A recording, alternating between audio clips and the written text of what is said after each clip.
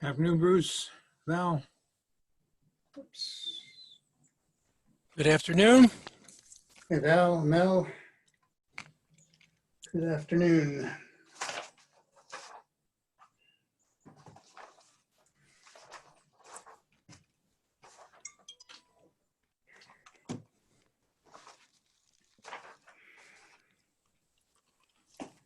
See ya.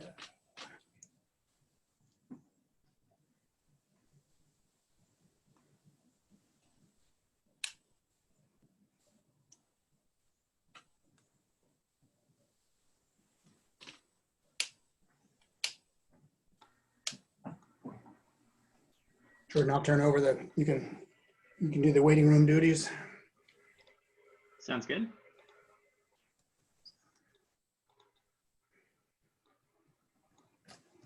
I'll be right back.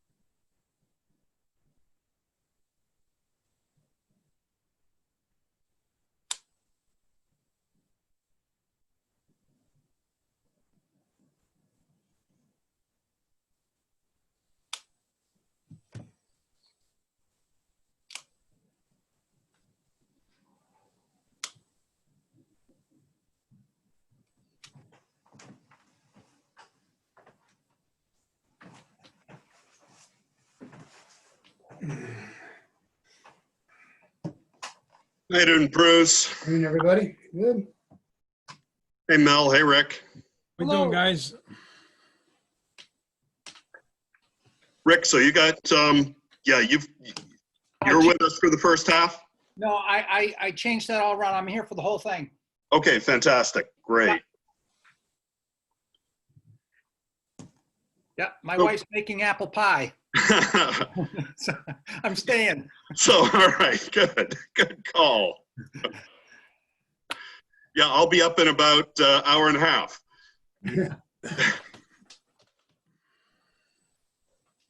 So, Bruce, what are you thinking? We're probably going to do like a page by page? Yeah, that's probably the most efficient way to do it. Yeah, I think so. And you know, I know a few folks have sent in comments, or in questions, which are great. And I was thinking maybe Drew could take those up first, and then we can sort of open to the commission. That way, we don't get a whole lot of redundant. No, that's not just right. And have Drew respond to those even before we get into a page by page, right? We could do it, or we could just sort of go through it as however you want to do it. So whatever you think. Hey, Dave, would it be good? You know, I made a copy of this and I start going through it and reading line by line, footnote by footnote, and I got some questions on various pages. Yeah. If you do go through this thing page by page and maybe have Drew there to help explain maybe if there's a question. Yeah, so that's what I was, and some of those questions he may already have, Rick, because other people may have emailed them to him, and then he can address those. He and Jesse can address those right up front, and then if people still have then there'll be some additional questions or comments. We'll do those, and we'll just go through it, and I think that's going to probably take up the bulk of 2 hours today. So, and probably spill over to our next meeting a little bit too, maybe. But yeah. So I've sort of on my copy of the agenda, I've sort of made notes that like you and I were talking about, Bruce, that the other items are probably going to be work group. Muted, don't forget. No. Well, I'm glad to hear that because I didn't understand where the agenda. Where they send it to, 402? No, they sent What's that, Iris? Somebody's got background noise. And she gave me a reference number and a phone number. I didn't know where. But it could be, August 26th. Can't talk over that. Hey, Mel, mute. Yeah. There we go. I'm glad to hear that, because when I saw the agenda had these statutes, I thought that was a leap from where we were in committee, and I didn't really understand where that discussion was going without any prepared Right. background on it. It just didn't Yeah, have. yeah. So I'd rather Yeah, no, wait. yeah, thanks. That's sort of been stuff that has been sort of talked about, I think, at a little bit at work group levels, and it probably needs to be dug into more there before we get into it. So, no, thanks, Iris. So a couple things. Actually, it's 2:00 now. I just noticed this when Iris was speaking, but everything froze. And I don't know if people have been seeing that with Zoom, but we might be encountering a little bit of that today now that there's a lot of ed online being done. So I think the Zoom loads are maybe higher than they had been in past weeks. So if anybody experiences a freeze that knocks you out where you missed something, please, when it comes back, raise your hand. I mean, interrupt, and we can take it back a few seconds to get you caught up. Is that a fair? I don't know how else to do this. All right. Great. Who are we missing here? Dave Ryan, it's good to see you. It is. Thanks very much. Still standing. Great to see you. Multitasking, but still standing. Good showing for everybody that succeeded on Tuesday. Looking forward to the next set of elections for all of you. Great.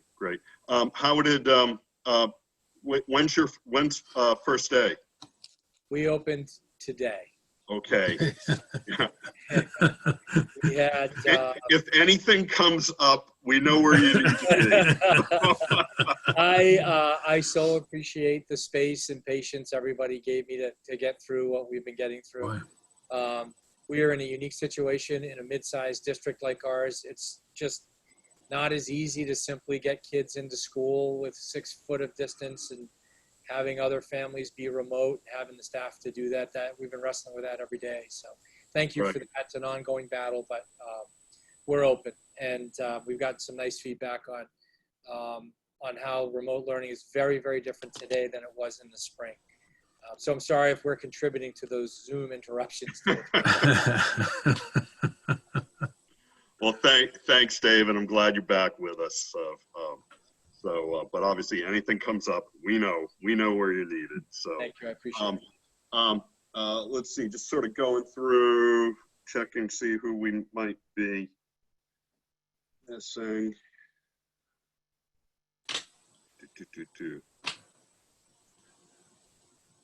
Is Beardmore on? No, he sent us a note a few minutes ago. He might be as much as half hour late. Oh, okay. And let's see, how about Chris? I don't see her yet, but I haven't heard from her. Okay. I think she sent an email along with her questions that she sent in saying that she was also going to be a little bit late. Right. Okay. So I think we've got everybody except for John and Chris, maybe? Yeah? All right, great. Well, let's we'll get this thing started. We'll call to order the meeting of the Commission to Study School Funding. Today's September 10th, 2020, just after 2:00. And per the governor's emergency order for remote meetings during the state of emergency, we're going to begin with a roll call of our team here, and I'll start it off. Dave Luno from Hopkinton with Ozzy, the long-haired dachshund, taking his afternoon snooze downstairs. And next up, Mel. Mel Myler, calling in from Port Clyde, Maine. My wife is in the house. Great, thanks, Mel. And Dick? Dick Ames here in Jaffrey in my home alone in my office. Great. And Rick Ladd? Rick Ladd's here in Haverhill, New Hampshire, and my wife's in the kitchen making pie. Ooh. So Well, if you need to leave, Rick, we'll certainly understand. There won't be any apple pie left, I guarantee it. And let's see, Jay. Present in Stoddard, looking for leftovers from Haverhill. You bring the ice cream. And how about John Morgan? I'm here, 51 Lake Road in Brentwood. I have a staff member and my 3 kids here with me. Okay, great. Thanks, John. And let's see, Bill. Hello, everybody. Bill Ardinger in Cuttyhunk. And my wife is in the house with me. Great. Thanks, Bill. And let's see, Jane. Good afternoon, everyone. Jane Bergeron. I'm here at home in Waterville Valley with Otis the Black Lab. All right. Thanks, Jane. And let's see, Corrine. Hi, I'm in my home office in Berlin by myself. Thanks, Corrine. And Dave Ryan. Hi, everyone. Dave Ryan. I am here in Exeter at 30 Linden Street, the home office of SAU 16. Thanks, David. And let's see, John Beardmore is going to be a little bit late. So how about Iris? Hi, at home in Barrington, husband around somewhere. Great. Thanks, Iris. And Barbara Tremblay? Barbara Tremblay and Keene. My husband's in the other room. Great. Thanks, Barbara. And Chris Dwyer, I think, is going to be joining us a little bit later. So Susan Heward. Susan Heward in my office in Concord by myself, but surrounded by NHGI students. Yay! All right, back in action. So thanks, Susan. And let's see, Val Zanchuk. Val Zanchuk calling in from Wolfboro today, minus a camera. Okay, thanks, Val. But you can see stuff that's coming up on the screen. So yeah, I can see everything. You just can't see me. Yeah. So great. And Mary Heath. Hi, Mary Heath here in the city of Manchester, and I'm here with my husband in the other room. Great. Thanks, Mary. And let's see, from Carsey School, we've got Carrie Portree. Hi, Carrie Portree, Dover, New Hampshire, here alone, other than my 2 cats, Pee-wee and Turbo. Thanks, Carrie. And Jordan Hensley? Jordan Hensley, also in Dover. My fiance is in the other room. Great, thanks, Jordan. And Bruce Mallory? And calling in from Kittery Point, Maine, in my home office by myself. Great. And from our research consultants at AIR, we have Drew Atchison. Drew Atchison here in Washington, D.C. Some other family members in the house. Great, thanks, Drew. And Jesse Levin. This is Jesse Levin. I'm calling in from my home office in Pacifica, California, and my 2 boys are doing distance learning upstairs with their mother. Great. How's the air quality today? Not good. Not good. And yesterday, things looked apocalyptic outside. So anyway, we're hoping for better air to come. Yeah, I saw some images on some national news, and it wow. Yeah, it's bad. We're So thinking you of must you, be enjoying Jesse. the Sorry. What's that? I just said we're all thinking of you, Jesse, out there. Hang in there. Thanks so much. But Jesse's using the background to improve the air quality, though. So that's good. Let's see. Did I miss anybody? I don't think so. Good. What's that? I think we're good. Yep. We're good. We're awesome. Next up, Jordan, how do our attendees look for today? Any access? I'm sure they all look great, and they're on. We haven't got any messages, so I think we're good. All right, good. Thanks very much. I don't really have any. I know we've got a lot on the docket for today, so I don't really have any big comments to do, other than just say that we have, I believe, secured Senator Gaida to join us at the full commission meeting on October 5th. And this is to talk about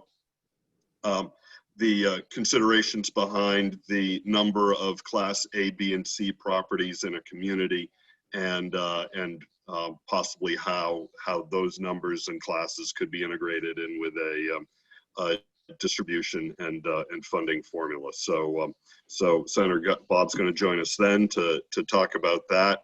And I guess the other thing that I just wanted to bring up, because we've sort of got a quick turn before Monday next week, which is the return to our 6-hour marathon, set 3 sessions back to back of work groups.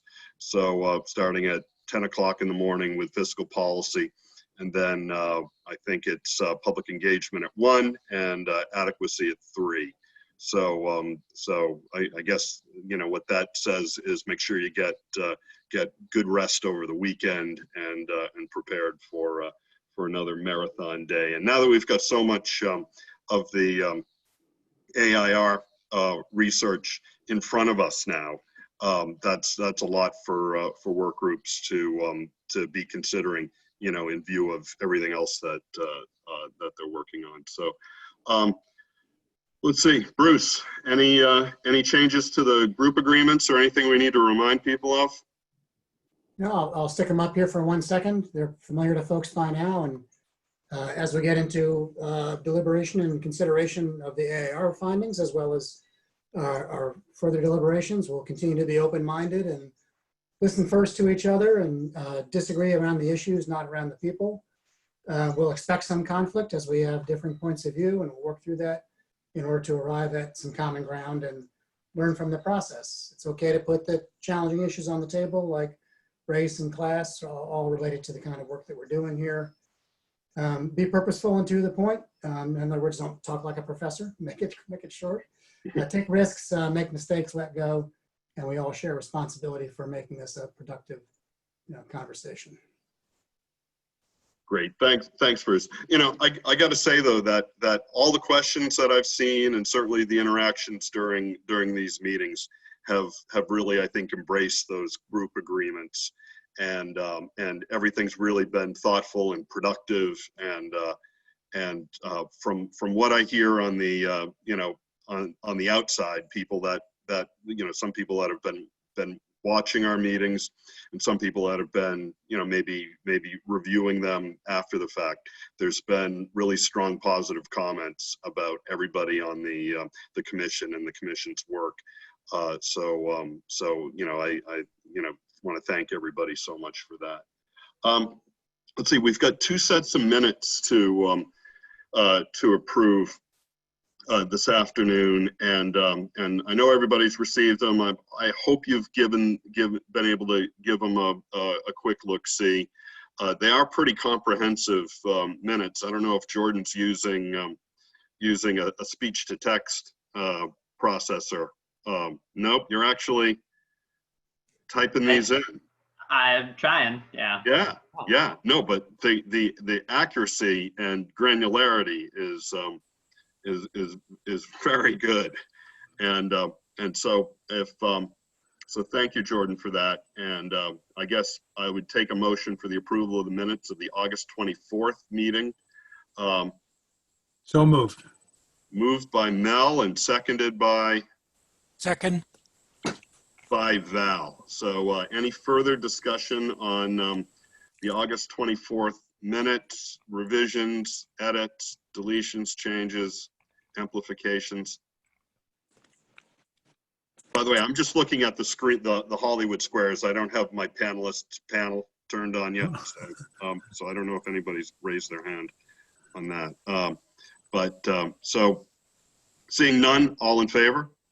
Aye. Aye. Oh no, we got to do a roll call. All right. Sorry, in a minute, but we're going to do a roll call.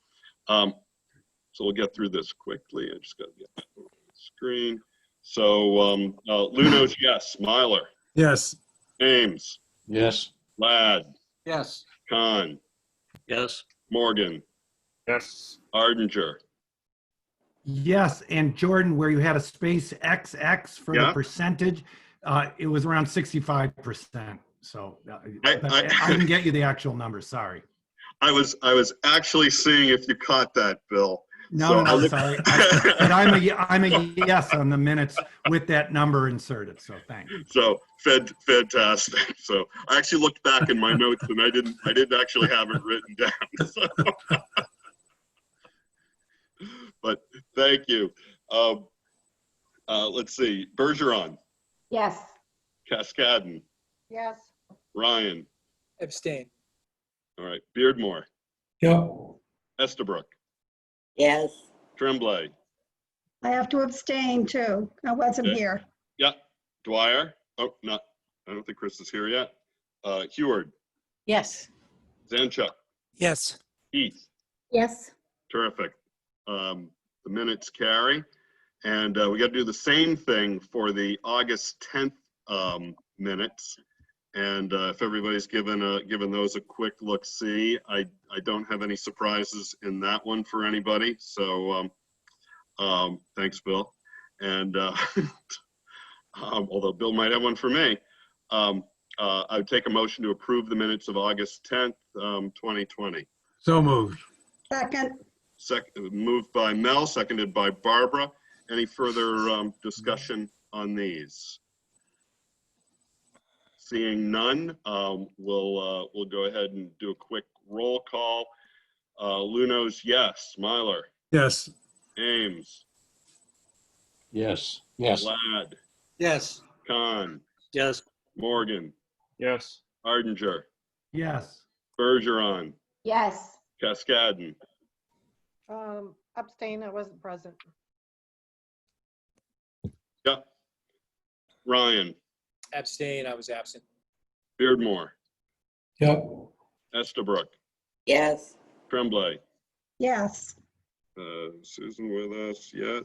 Nope. Heward. Yes. Zanchuk. Yes. Heath. Yes.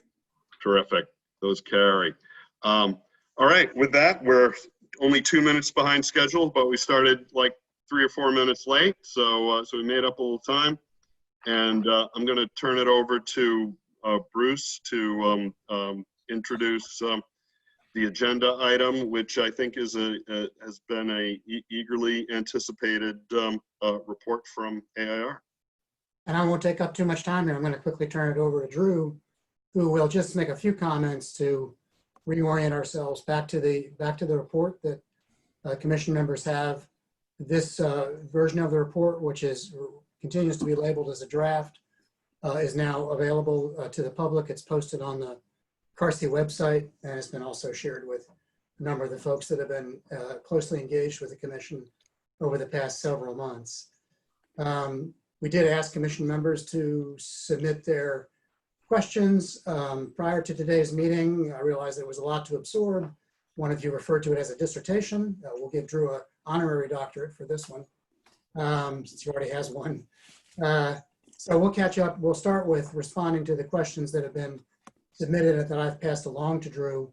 We had a couple of last minute questions come in today that I believe Drew has those as well. But we'll start with the questions we've received to provide clarification there. And then we'll just go through the report. We'll go through page by page, not to wordsmith, not to edit. If there are factual errors that you feel need to be pointed out, of course, that's welcome. But it's really for clarifying questions. And once we've gone through the report, then let's pause and have a full discussion. Let's try not to get too focused on a particular section or point or table or exhibit in the report as we move through it, to be sure we have time to at least get an overview of the entire report today, knowing that we'll continue this discussion at our next full commission meeting. Just to reinforce the point made earlier, we're not going to take up the item on today's agenda regarding costing adequacy based on outcomes and performance. The adequacy work group is going to spend a little bit more time on that next week, so we'll defer that point. And the other item on the agenda for today relative to where transportation gets counted, how it gets calculated and costed, I'm sure will actually be a part of the report discussion as well. So that's probably not going to end up being a separate agenda item, but will come up as we look at the models that AAR has provided. Last thing I'll say is I just want to, again, publicly, appreciate, express gratitude for all the work that the AAR team has done, led by Jesse and Drew, but Tammy Colby and Bruce Baker also provided really responsive and thoughtful support to us. We all recognize how complex this topic is, how many variables there are. Sometimes the same factor or variable can be identified both as a dependent and independent variable. And so the commission will begin to own this report and continue to work with it after it's finalized based on today's discussion and any further input and editorial changes that get made. So said more than I even intended to. I wasn't precisely to the point. So Drew, back to you. All right, thanks. And I'll be brief on my opening remarks too, so we can get into the discussion. But I'll just simply introduce kind of the three main categories of analyses that we undertook with this report. And the first was the equity analyses, and that's all presented in chapter 2. And the equity analysis is really looking at the existing distribution of resources across school districts in New Hampshire and the existing distribution of tax rates across districts in New Hampshire, to look at both equity from the student perspective and equity from the taxpayer perspective. And we did that from kind of a descriptive standpoint, looking at the scatter plots, which I'm sure you all are very familiar with at this point, lots of scatter plots. And we also did some regression analysis to look at different things, how they work together from the student perspective. And the big takeaways from that chapter from our team were that New Hampshire is not achieving equity from a student perspective and not achieving equity from a taxpayer perspective. So when you look across districts in New Hampshire, the highest poverty school districts are spending less than those with lower poverty rates. The tax rates vary significantly across the state. And so those are the main conclusions from that chapter. And then when we move into chapter 3, we're looking at student outcomes with respect to the different incidences of student needs. And so the purpose of this chapter was to really focus on what are the characteristics that really drive student needs across districts in New Hampshire. And unsurprisingly, we found that free and reduced price lunch, English learner rates, and special education rates all are indicators of lower student outcomes in New Hampshire. Collectively, the results from the equity analysis and the risk analysis both point to a need to drive more funding to districts with higher needs. In the fourth chapter, we get into the cost function modeling. So in that chapter, we're really trying to, we move away from looking at what is actually happening in New Hampshire to trying to show kind of what should be happening with respect to the distribution of funding to provide all students an equal opportunity to achieve a common set of outcomes. So we undertook cost modeling, which is a statistical method that predicts spending based on student outcomes and different characteristics of districts to look at how much would each district need to spend given the mix of students in the district, given the context of the district in terms of district size and grade level served to achieve a common set of outcome across the state of New Hampshire. And in that chapter, we also get into how we developed the weights that we've presented in previous meetings, and getting in a little bit into the development of the simulator tool, which you all are familiar with as well. And really the conclusion from that is more funding needs to be driven to school districts around the state based on the needs of the students, the free and reduced price lunch rates, the English learner rates, the special education rates. We also found that smaller districts have higher costs than larger districts, and that largely reflects existing distributions of spending across the state, where already smaller districts are spending much more than larger districts in the state. But those are the big takeaways. And so I'll stop there and we can proceed through the report at this point. Great, thanks. Take the questions that I forwarded to you. Or actually, Dave, do you want to just go through page by page? Yeah, I think we just go through page by page and take up the questions as they come up on the page. And you know, some members I forwarded questions to Bruce. Drew has them now, and some of them may be similar. So if you've already sent it in, you'll be hearing it addressed. If you don't, then you know, after sort of a deep breath on that page, just jump in. It may be hard for me to sort of manage this part, because are we going to be doing it like a screen share? I don't think so. I'm assuming everybody has a copy of the report in front of them. Right, but it might be helpful for people who are. No, I don't have a copy. Yeah, so let's do a screen share, because that way we'll sort of know what everybody will be on the same page essentially, and you know, and anybody that's sort of tuned in can, or watching this later, can sort of see what's going on too. But I'm going to have a hard time seeing if you've got a hand raised or something like that. I'll try to put my participant thing on another screen maybe, but if we're on that page and all the questions that have been asked and you've still got one, just please jump in. You know,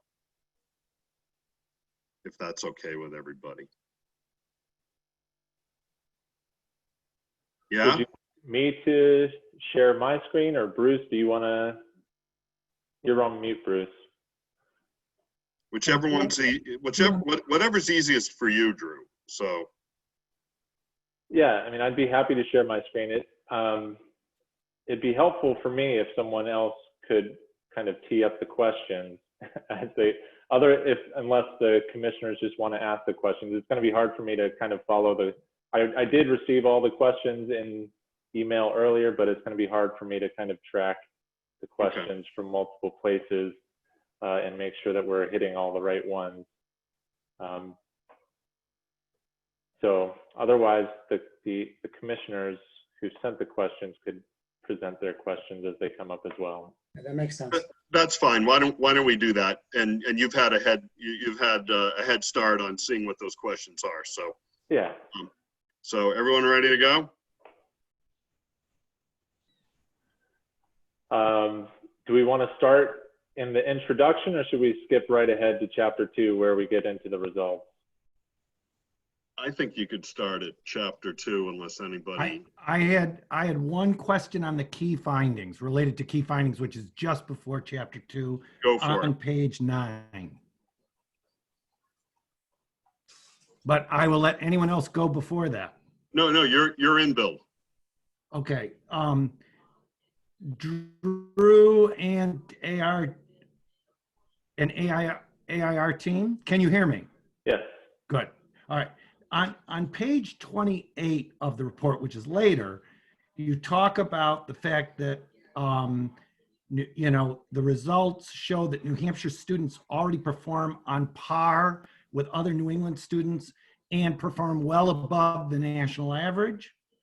And also that the spending levels on public education in New Hampshire are, on average, again, this is not, you know, district by district, but on average, are very high nationally, and that the level of spending appears to be adequate.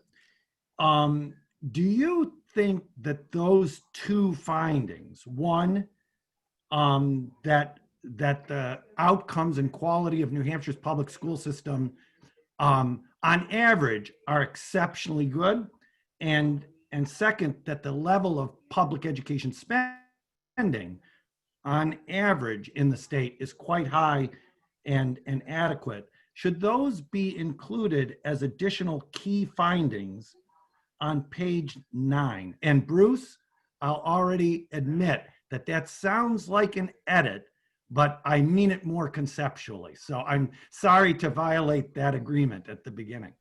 Thanks. I think those are more key assumptions that drive our interpretation and how we went about thinking about the cost model and the levels of outcome that we set for the cost model. So I think those are key contextual that's key contextual information that we used in the predictions for the cost model, but I don't think that those are key findings necessarily that stem from the analysis that we did. So I think that's more kind of background knowledge that is important for this study and was important for us when we did the analysis, but it didn't directly come out of the analyses that we did, if that makes sense. Very good. I think it makes terrific sense. It's a great answer. I think it's important for the commission to know that those two items are facts that provided context, and perhaps the commission needs to include that in its final report work. Thank you very much for that question.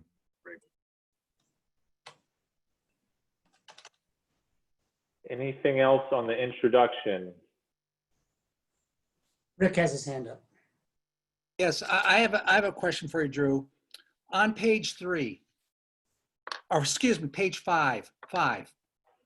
At the bottom of page 5, there's a very interesting reference, footnote number 3, where it says districts may make many other choices that result in spending differences.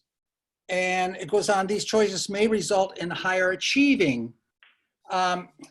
We're using achievement as state assessment tests along with our graduation rates as referenced up in the middle of that page as establishing what our outcome goals are going to be. Are we ever going to be able to have some of those communities which are, people are drawn to these communities based upon the achievement and the quality of the schools, and that has now subsequently influenced the economic prosperity of the community.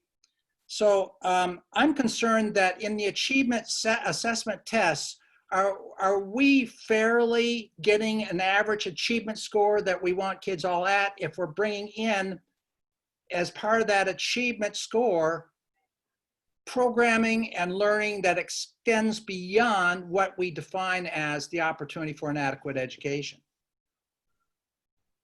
Are you following where I'm trying to go here with that? I think it's a great reference down below it because it's an actual fact. Yeah, I think the bigger, yeah, I mean, I'm following what you're saying. So the question really is, and I'm interpreting it as, is average outcomes an appropriate starting point for adequacy? If we have these districts that spend more and achieve more, and as a result of that, they draw probably most likely on higher educated people to that community. Yeah. Economics is driven into that community, and a lot of prosperity results. Yeah. How are we going to ever bring another district which doesn't have that opportunity up to the level of this? It will take centuries. Yeah, so I mean, I think there is a lot of things going on in these districts that influence achievement beyond just how much money is being spent. But I think that's kind of one of the objectives of the study, is to identify those differences that we can through data and account for those differences when we fund districts. So when we look at the distribution of funding that we calculate from the cost model and the weight estimation models, we are suggesting that much more should be allocated to high needs districts that don't have those resources that you're talking about currently and that aren't pulling in affluent, college educated families. So when we talk about the distribution of funding from the cost model, I think one of the main purposes is to achieve some sort of redistribution of resources for those communities that have fewer resources, both monetarily and otherwise, to help those communities achieve a higher standard than they currently are. So we can discuss footnote 3 on our side a little bit more and see if the wording there is appropriate. But I think the idea behind doing the cost model and other types of adequacy studies is to identify what factors should be used to drive more resources to districts. And some of those factors might not be directly measured that you mentioned in terms of community wealth and parental educational attainment. But some of the variables that we use are proxies for those things, and we are suggesting that more funding needs to go into higher poverty communities, higher EL communities that might not have the resources that you're mentioning. Thank you, Drew. You're welcome.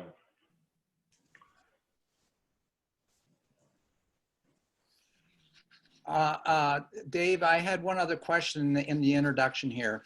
Go ahead. On page 7, it lists those cost factors that many states utilize. And we've in the legislature, at least House Education, in the past years have had a number of bills come forward dealing with gifted education. Is this a factor that we have considered at all, or is it something that we are choosing not to engage in? Are you talking about the AIR side of this or the commission as in general? I guess, Drew, it's either. Whether the commission's going that way, I'm not part of the adequacy sub-working group, but I'm very familiar with the the special services, the ELL, and the free and reduced criteria, which measure poverty. But here there's, in many states, in 35 states, gifted and talented is in there. Yeah. I will say that as an AIR team, we did not consider it, and I'm also fairly certain, or at least certain, that I did not see any data on the New Hampshire Department of Education website that got into gifted and talented. So I would say that if the commission wanted to consider that, it would have to be something that the New Hampshire Department of Education collected and something that you had sufficiently detailed data on to target funding to districts based on that. Conceptually, I think, it can go both ways. Gifted and talented is often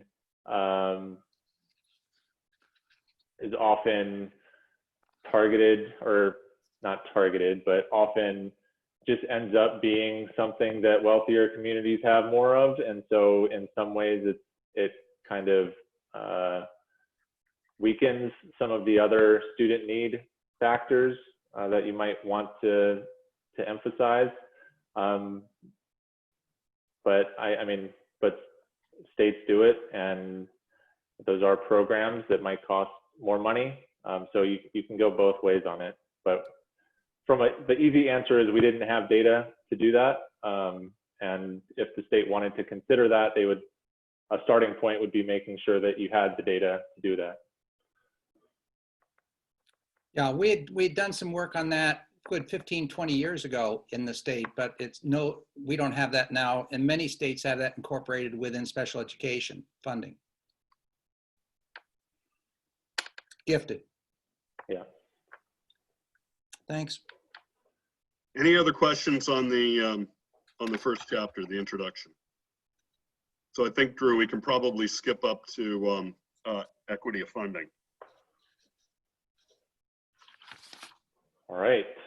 And I'm gonna say again, I'm not able to see. I've got 5 faces on my screen. One of them is Bill's dog, and so if you need to say something, please just come right in.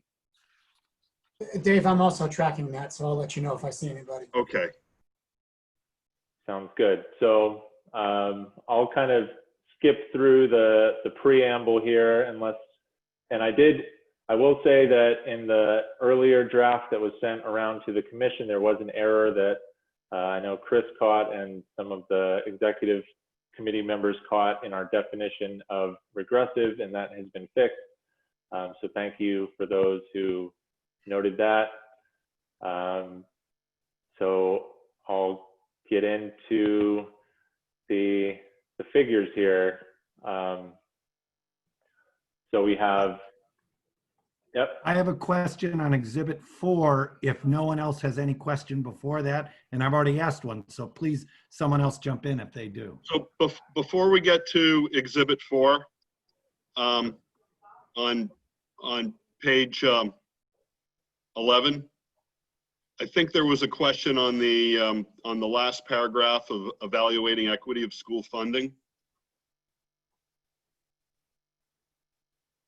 On the last sentence of the last paragraph there. Yes. So this was something that we discussed with Jay about, I think it says most education finance systems are not noticeably progressive. And I think the short answer was, I think we decided to strike this sentence from the draft, but there was some concern that this was in conflict with the idea that most states have weighted student funding systems or allocate some amount of dollars through mechanisms for students of need. But I will say that just having a system that recognizes cost factors and allocates dollars according to those cost factors is not enough to guarantee a progressive system. New Hampshire has had cost factors for free and reduced price lunch, English learners, special education in their state formula for a long time. And as we will see subsequently, we found that New Hampshire's current system is not equitable largely because the state portion gets dwarfed by the local portion. So does that sentence stay in, or? I think we're gonna strike it from the next version. Okay. Yeah. Stuff like that we may have talked about on an exec call when let's make sure we bring them up today, though. I mean, I want this to be sort of like a comprehensive. Okay. Great. Thanks, Drew. Yep. So back to Exhibit 4. Is this okay, Dave? Yep, Could I yep, jump please. on?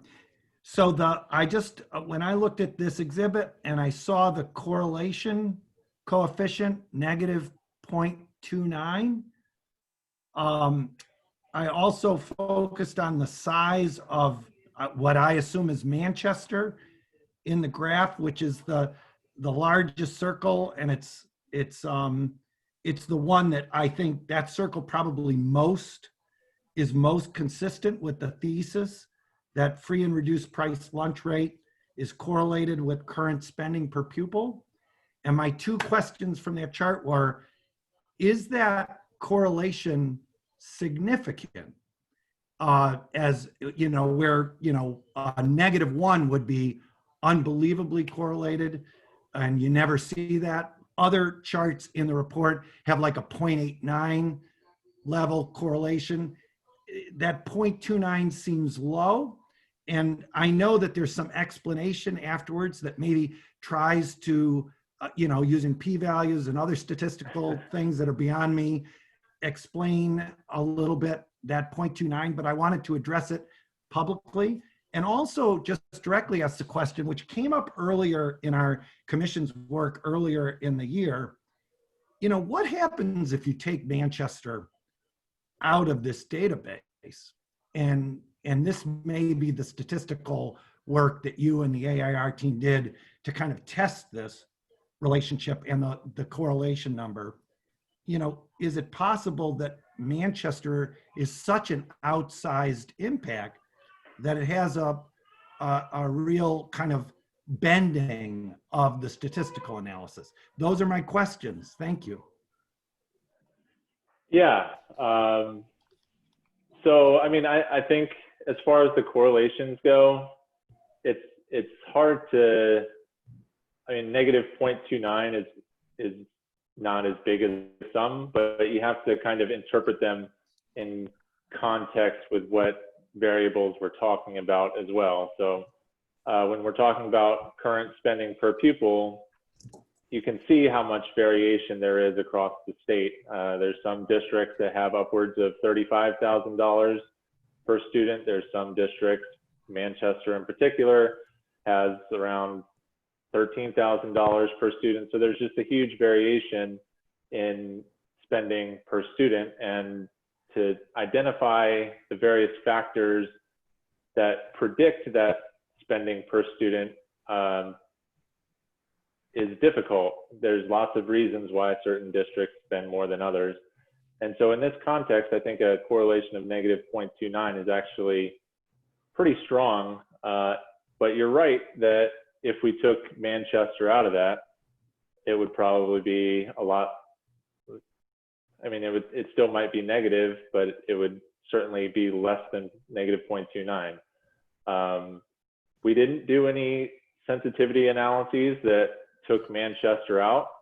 I think Manchester is an important part of our analyses, and given that it's the lowest spending district in the state and also the largest spending in the state district in the state, if you take that out, then yeah, it's going to have some influence on the analyses for sure.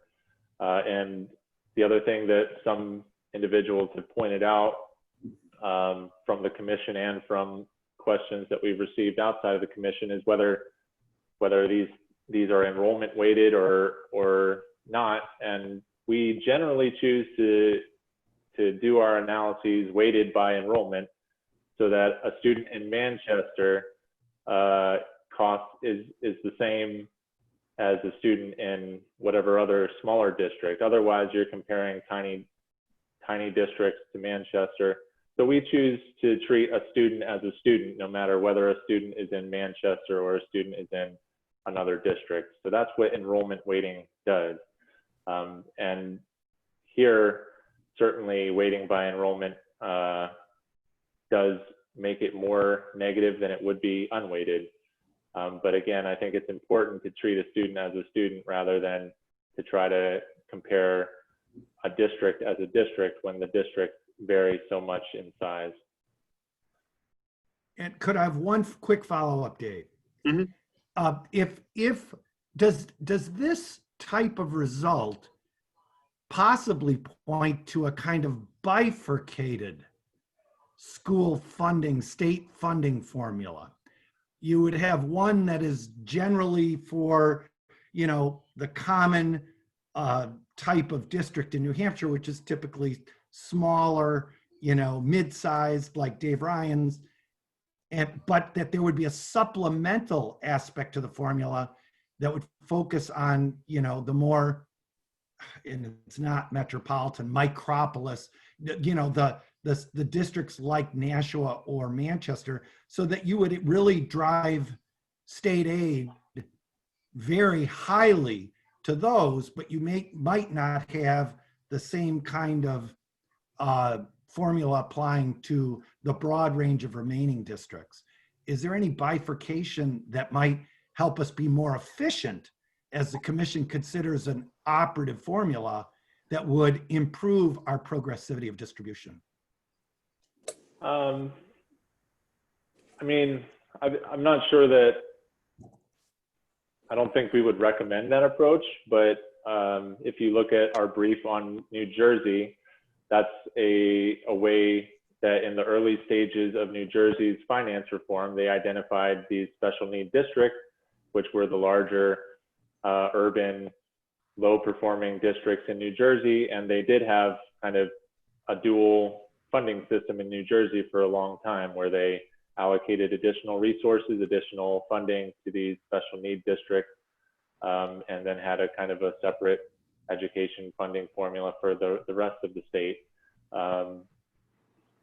Certainly helping out Manchester would improve the overall picture in New Hampshire, but I think having a unified funding formula that applies to all districts in the state is conceptually a better option. Yeah, so I guess I'll leave it there. Thank you very, very much, Drew. Again, appreciate it. Thanks, Bill and Drew. Iris, I see you've got a hand up. Yeah, I mean, I guess I could wait. I was going to ask this question on page 28, but given what Bill brought up, I wanted to get back to the issue of concentrations. His idea that, you know, we need to find a way to drive more money to places like Manchester and Nashua, I think comes from the concentrated needs in those districts.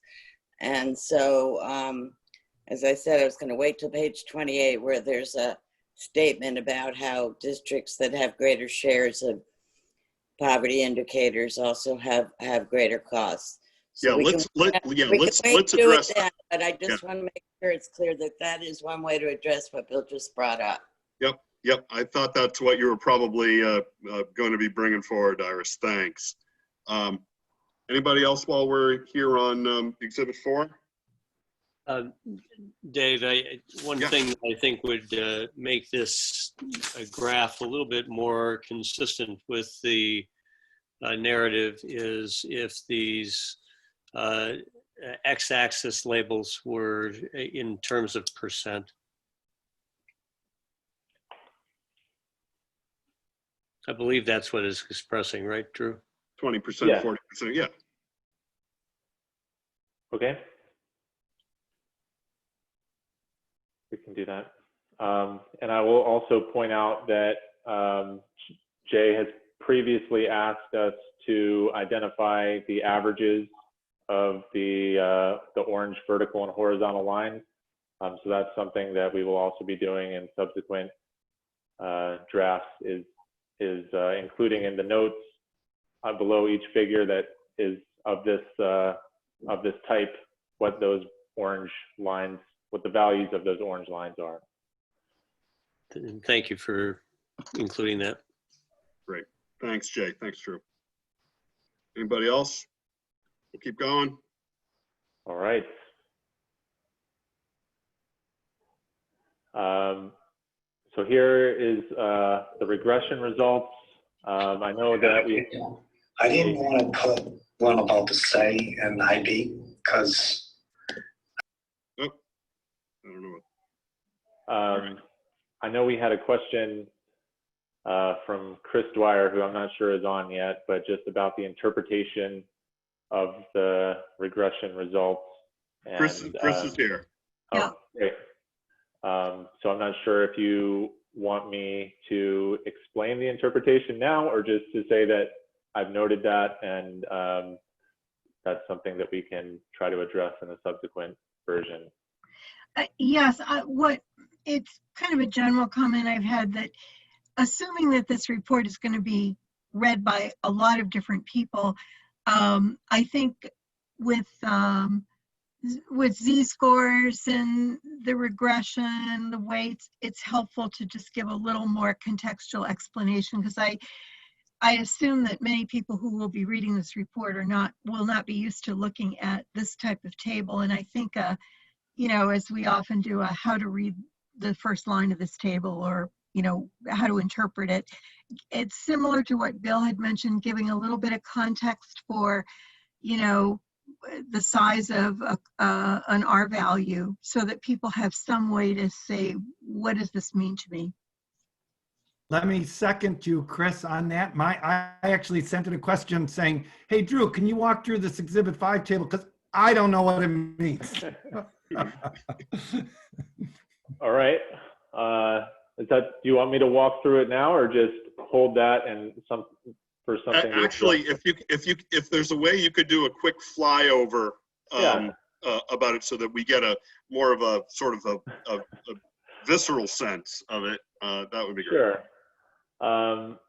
So this is a regression table. So in regression, you have an outcome variable and then your set of predictor variables.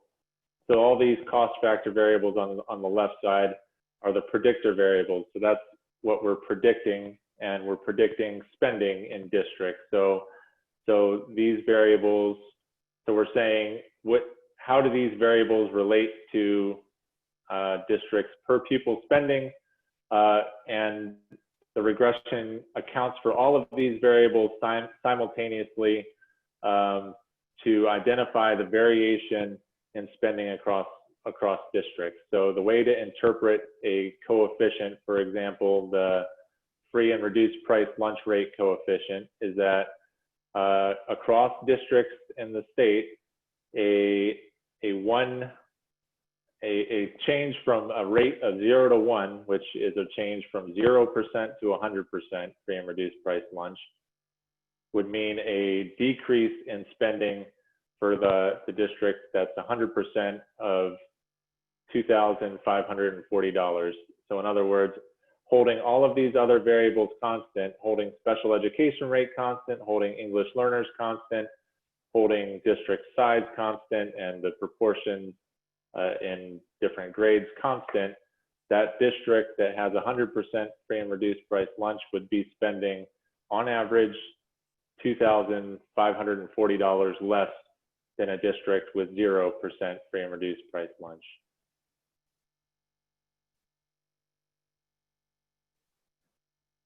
Okay. So that's the way to read all of these points, basically. Yep. So a district with 100% special education would be spending $17,000 more than a district with 0%.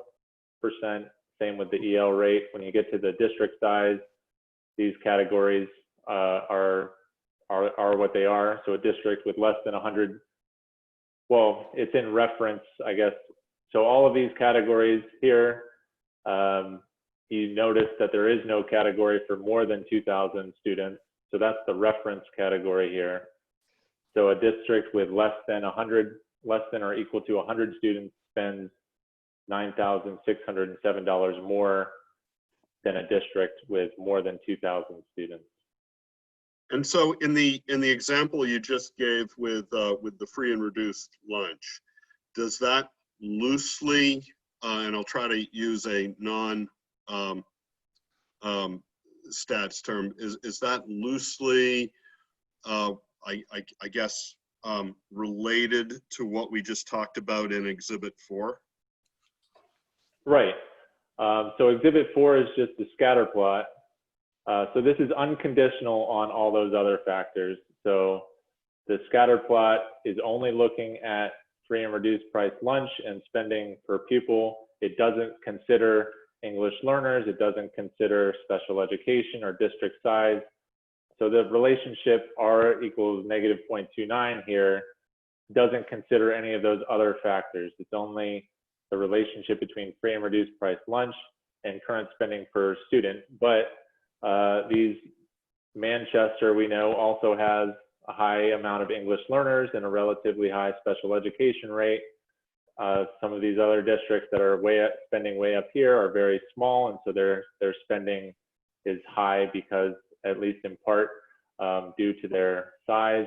So this correlation coefficient doesn't factor in those other characteristics that also affect spending. So this is just kind of a one-dimensional look at the relationship between free and reduced price lunch and spending, whereas the regression accounts for all these other factors at the same time and tries to tease out just the amount of variation related to free and reduced price lunch. So the free and reduced price lunch coefficient here assumes that all the other characteristics are held constant. So even if a district, even though districts have the same special education rates, the same EL rates, same size, they're still spending that amount less due to, or as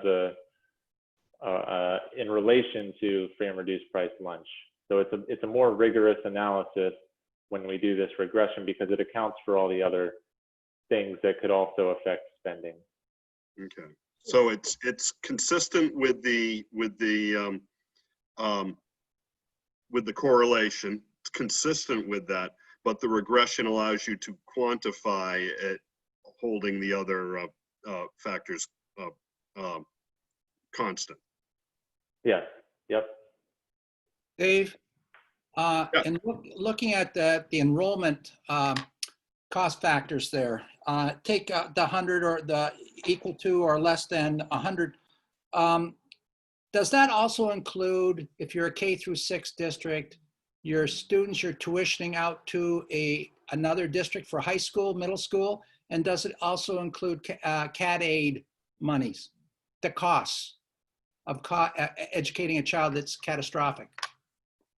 Right, it does. In this figure, when we calculated per pupil spending, in all our calculations of per pupil spending, we did not include tuition sent to other districts because that tuition, once it's sent to another district, is then respent by the district that receives it.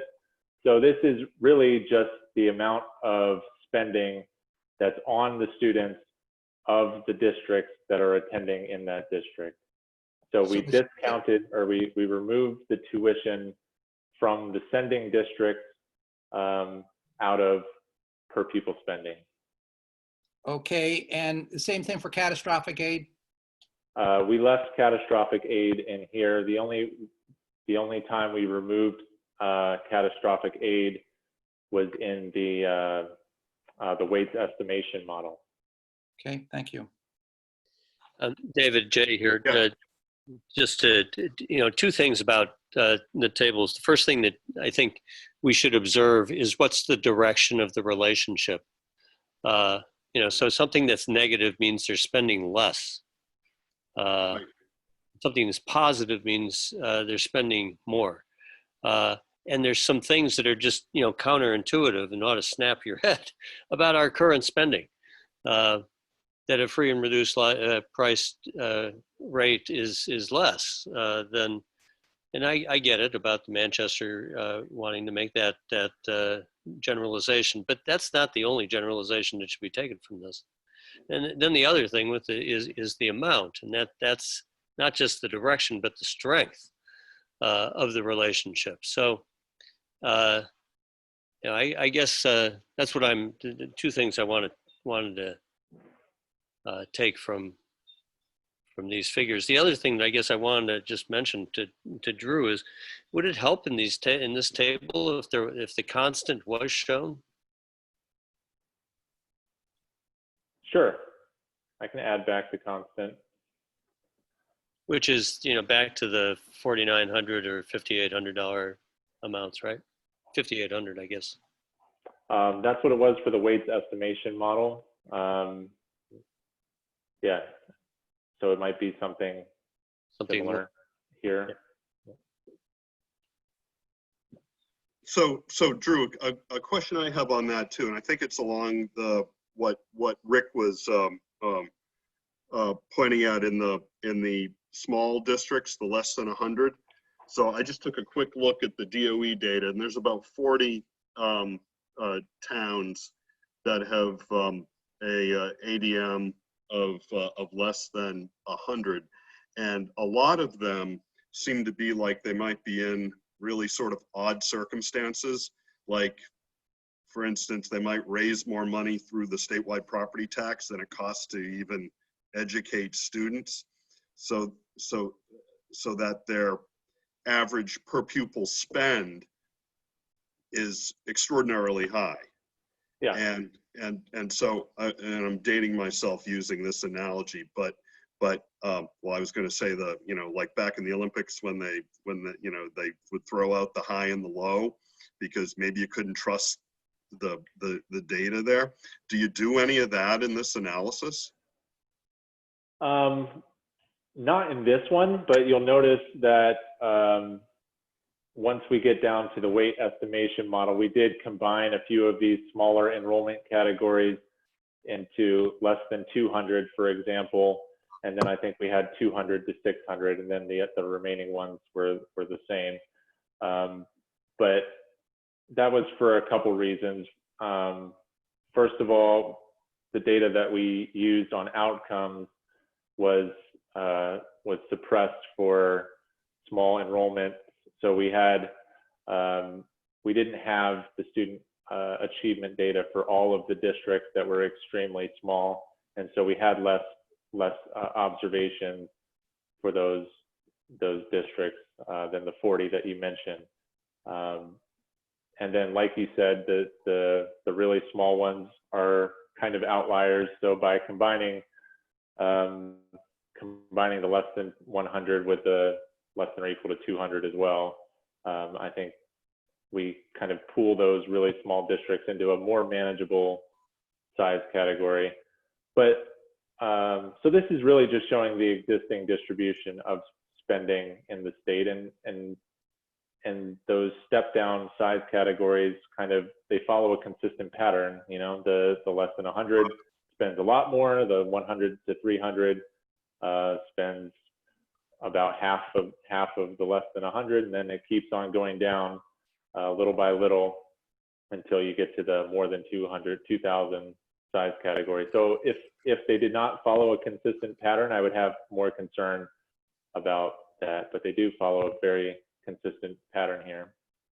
I've got to follow up on Dave's question then. We seem to wander into things that I would save for pages ahead. But this small school thing, it gets to me because when you take the weights that are recommended in the report and you run them in the simulator as you did for us, Waterville Valley and Newington end up getting more per pupil than Claremont. And the only reason that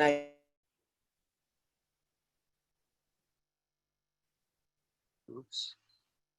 Iris froze a little bit. Yeah. Lost Iris there. You know, Dave, until she gets back, yeah. I was going down the same.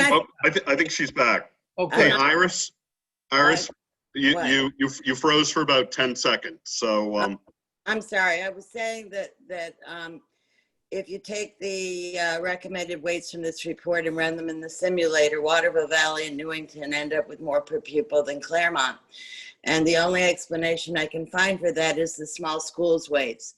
So I think we have more work to do there in addressing small schools by choice in districts that have the financial means. And I think it relates to something later on in page 25. There's talk about efficiency controls, including measures of districts' fiscal capacity. So why can't we put some kind of fiscal capacity parameters around the small schools extra funding? So I think that's a really good point, Iris. And I think when we start looking at some of these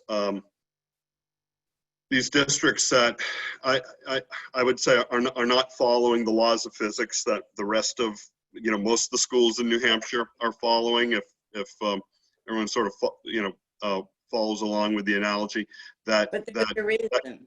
What's that? There's a reason they are outliers. No, I understand. And also it's something that may be able to be addressed through fiscal policy as well. And but I share your concern though that if these are factors that are somehow skewing small school weights or something like that, because we're looking at their spending that doesn't follow the laws of physics that all the other districts have. I'm saying that a distribution formula that results in those communities that clearly have so much property wealth as ending up with more state aid per pupil than Claremont is just got a problem somewhere. And I think it's somewhere in the small schools number weighting. Agreed. I agree with that, and I think Iris is right on it. There, for example, there's a small school district above me here, which is a donor town, and Monroe, and they're also tuitioning their students out to a very expensive school across the river, St. J Academy. So I think we need to look at what is our definition of small school. Is it a small isolated school, or, you know, on the wrong side of the mountain and transportation costs are exorbitant? I understand that, but just because they're a small district, sometimes that's a result of choice. Sometimes that's a result of situations where you have large property values like a Monroe that have the dam, or Waterville Valley. And there's something wrong with this formula. Right. I'm with you both, Iris and Rick. I noticed the same thing. Yep, exactly. We need to take a look at that further on, and it is on page 25. You're right, Iris. I noted that as well. But Thank you. All right. we haven't crafted a formula yet. This is just saying what it costs, that it costs more. We're not saying that we're giving them aid. Right. That, Chris, that was really well said. That was what I was trying to get at.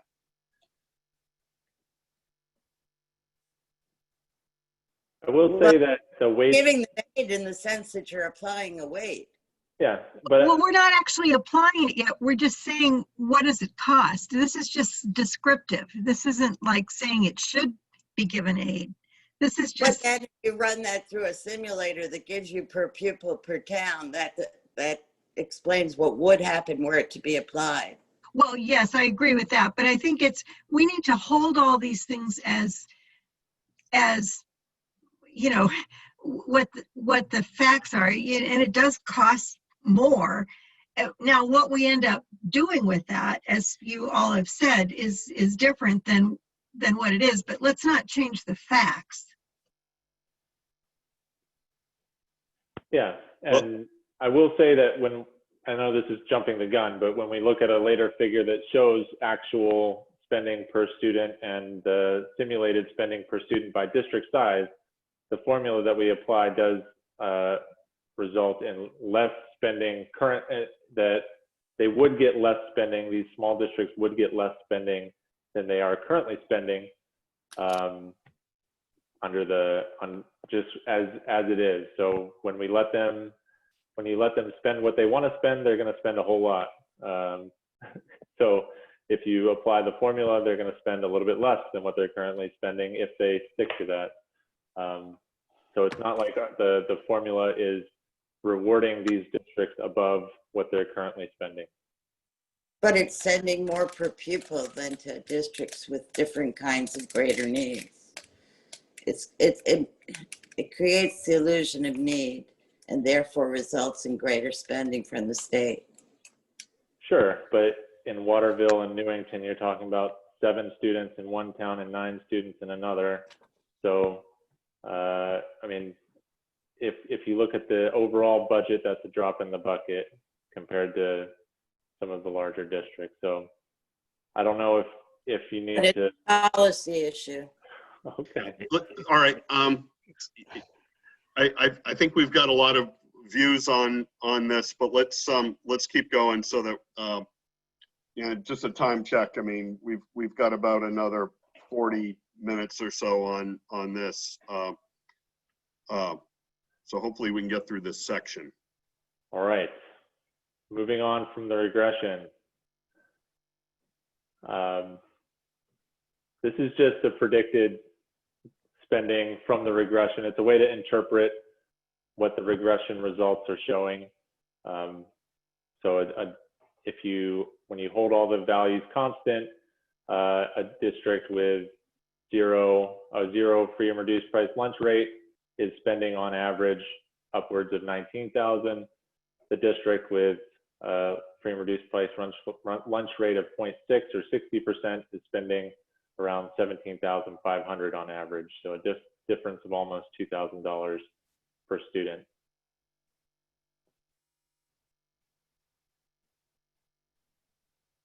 I'll keep going.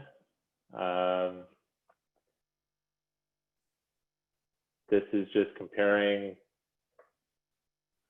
New Hampshire to the other states in the region. On progressiveness or progressivity. So we see that the higher poverty districts in New Hampshire are getting about 90% of the average level of funding. Lower poverty districts in New Hampshire are getting about 1.05 times the amount of funding as an average district. That relationship is stronger and more negative than in the other New England states.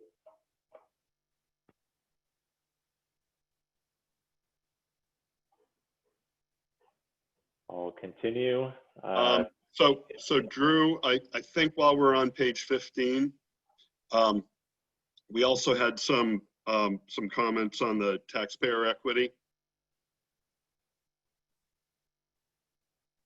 One of them's on the first sentence. Right. The last part, actually after the comma. And districts with similar tax rates should be able to raise similar amounts of revenue. I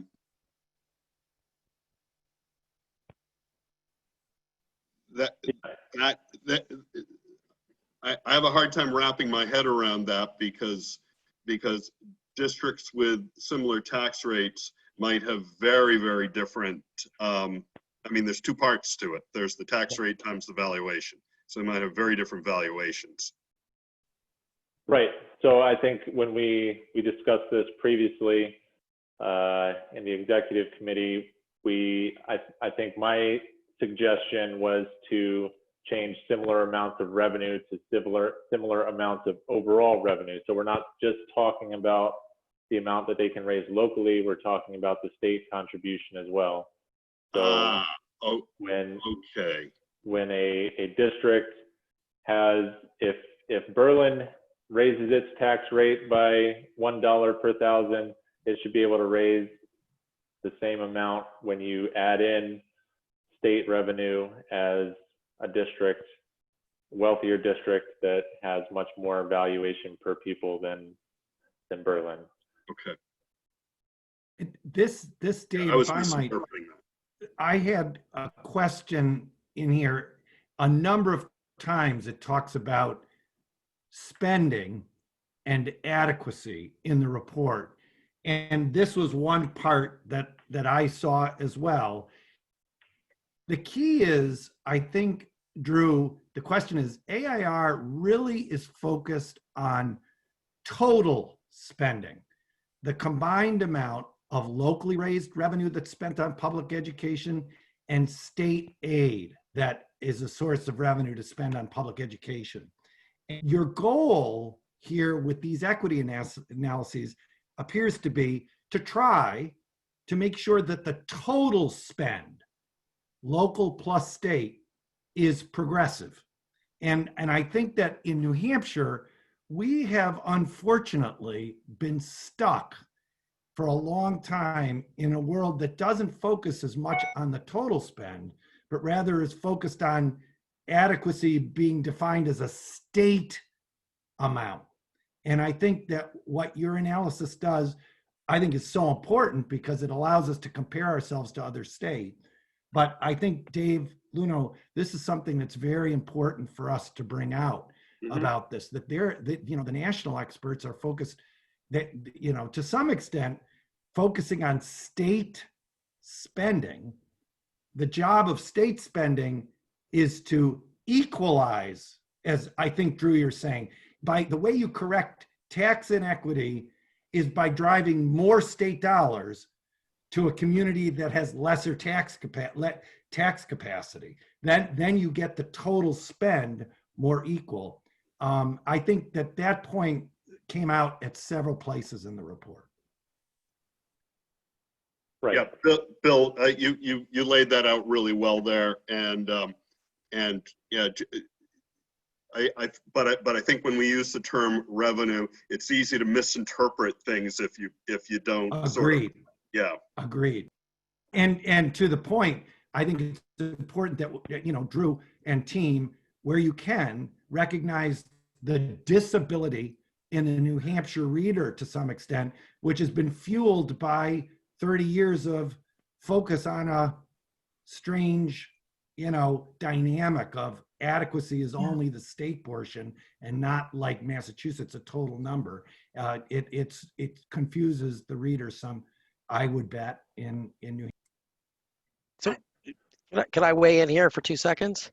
And so Bill, thank you for stating that so eloquently. I think it's really important to understand that adequacy comes from the cost side of this work. That is, we're trying to determine what the cost of producing a certain set of outcomes is for different student populations, right? To allow all students, regardless of their background or circumstances, the same opportunity to achieve at that level.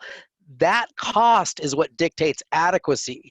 Then on the other side, we want to figure out how to fund that adequacy. And that's where you get to the total.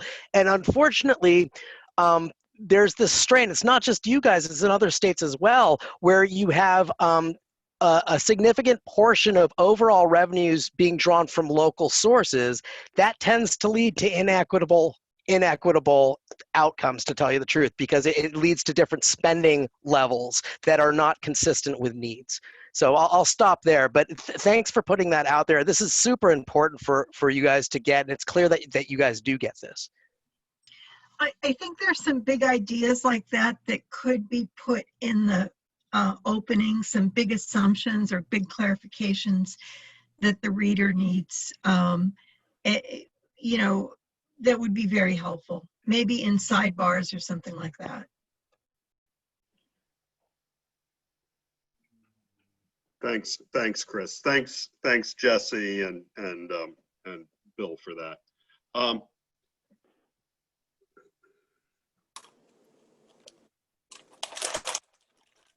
Looks like Iris has. Yeah, go ahead, Iris. Yeah, I mean, I'm not sure I understand or agree with what's just been said. I mean, are we saying that we've come to an agreement that adequacy is the total cost of all current state and local spending? We sort of touched on this at the end of the last adequacy work group meeting. I'm not sure I'm there yet, so I'm just not sure I understand whether we're ready to make such a statement as a group. Which statement are you talking about? Iris, let me try. Iris, I agree with you. We're not ready to do that. The report that's before us, though, to Chris's point, is presenting, cost as a total number, as Jesse said. And I think that your appropriate, and I agree, issue is that we're dealing in New Hampshire with this strange kind of mandatory judicial state funding rule. And that has been a dominant force in our policy debates. And I think what this report is doing is providing raw data and analysis that will allow us to construct some answer and maybe demonstrate that that mandatory judicial state funding rule hasn't made sense.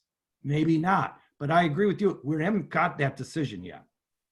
But I think it's important to know what the AIR report is doing is not speaking about the New Hampshire, quote unquote, mandatory judicial state funding rule. That's not what they're talking about. They're giving us raw data on kind of what's the right answer and what's the right analysis. At least that's the way I'm reading it. That's how I read it too, Bill, that it's giving us simulated spending by cities and towns for their school districts that come to based on the total statewide expenditures that are being borne today. Well, I can accept Bill's approach that what's being said is being said by the consulting group, not by the commission. But I think it's pretty clear that the statement is being made that adequacy is that sum. Right, for the purpose of our analysis. Right, for making the statement that adequacy, the cost, we are measuring the cost necessary to allow students to achieve a given outcome in the state. So that cost can come from whatever source you want it to. But when we're measuring cost, we have to consider all sources, because it doesn't make sense to say that only the state portion contributes to student outcomes. So if we're measuring the relationship or considering student outcomes, we have to consider all funding sources that contribute to those student outcomes. Yeah, I understand that. And I'm fine as long as we are understanding the difference between what the report says and what the commission endorses. And let me just try a direct question for the AIR team. And this is one I sent in. Is it accurate to say that the AIR report does not propose that this total adequacy number that it's talking about must be funded solely with state budget dollars?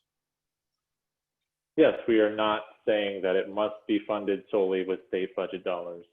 And what I think those of us, and Iris is the champion who've suffered with this, there's folks in New Hampshire who think that whatever the state defines as a total amount of adequate spending must be funded with state budget dollars, unlike Massachusetts, unlike New Jersey, unlike other states. And that, I think that's a disconnect that we have to be, in accordance with what Iris is saying, very sensitive to on the commission. But what it's clear is AIR is not saying that. Right. Drew, on the last sentence on page 15, just wondering how that was arrived at. It's in regards to interpreting Exhibit 8. So if we're talking about taxpayer equity, here we're looking at equalized valuation per pupil and current spending per pupil.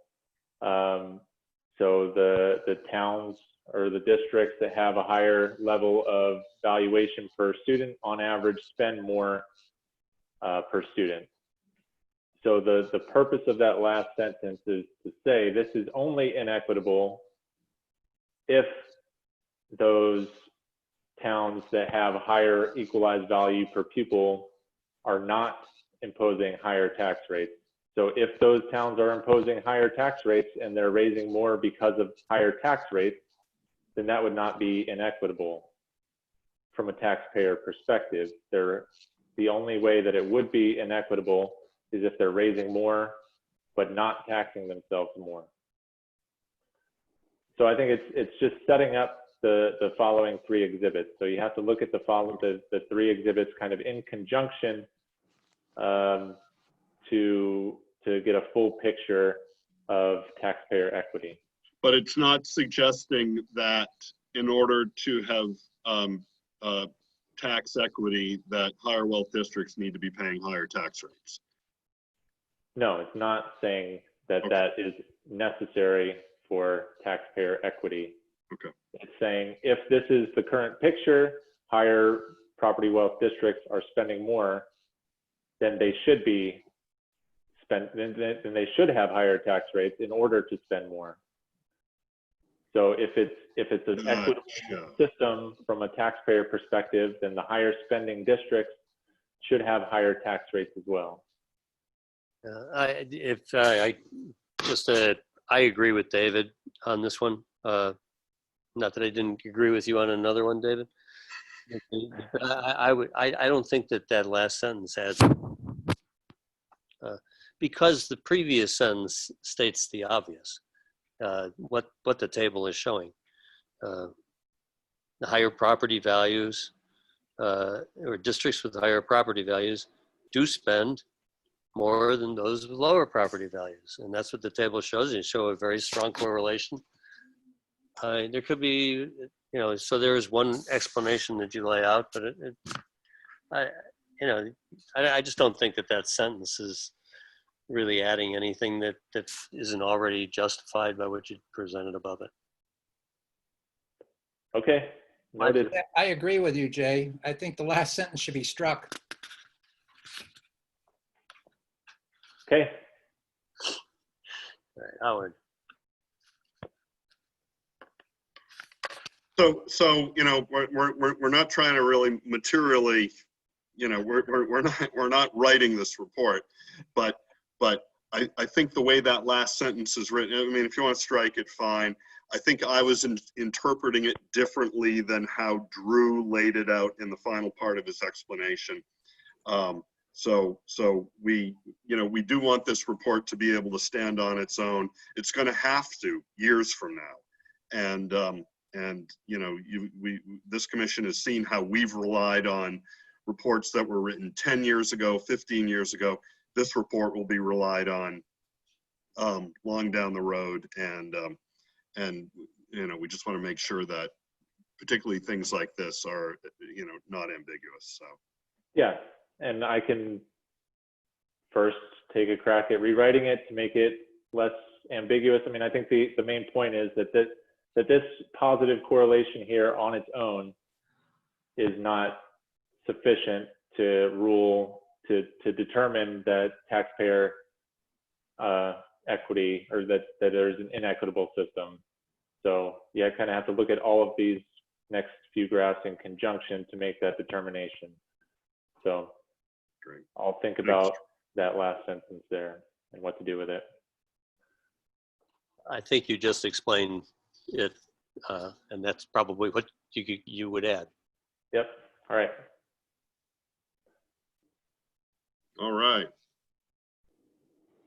And I will also note that in a previous conversation, Jay suggested changing equalized valuation per pupil from thousands to millions, so that it would read 0 to 4, 6 rather than 2,000, 4,000, 6,000.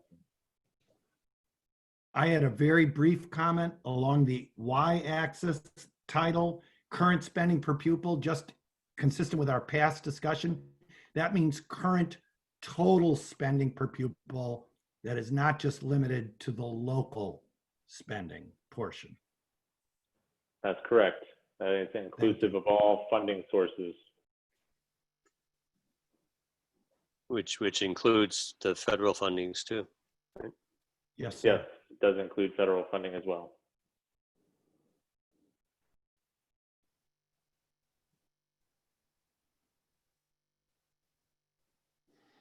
So scrolling down, there was a comment previously about the correlation coefficient here, and noting that it is an especially weak correlation, and I think that is the main point of this figure, and that we should point that out more explicitly in the text, that local property tax rates are not systematically driving more funding to districts. So districts with higher property tax rates are not getting substantially more funding from their higher property tax rates.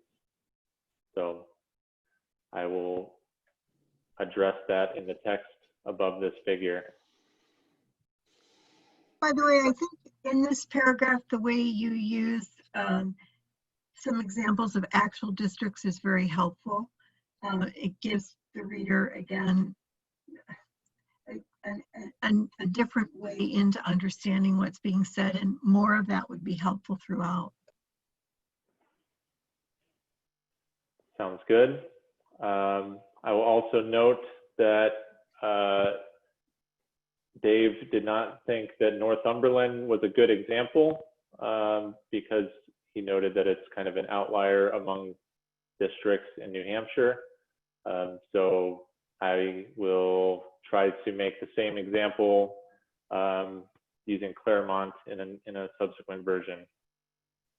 Yeah, and we don't always have to, you know, pick on Claremont, you know, for this, but I think there's a lot of districts that could represent the case you're trying to make, and then in the last sentence, Berlin actually has a I think their local ed tax is not really exemplary of this the same way Claremont is. And so yeah, I looked that up after our last meeting, and it's still above $15. And when we look at this figure here, I mean, when you start talking about above $15, Yeah. there's not a ton of districts there. So even though it's not as high as $21, $22 per thousand, when you look at the overall distribution of districts across the state, I think it still is relatively high.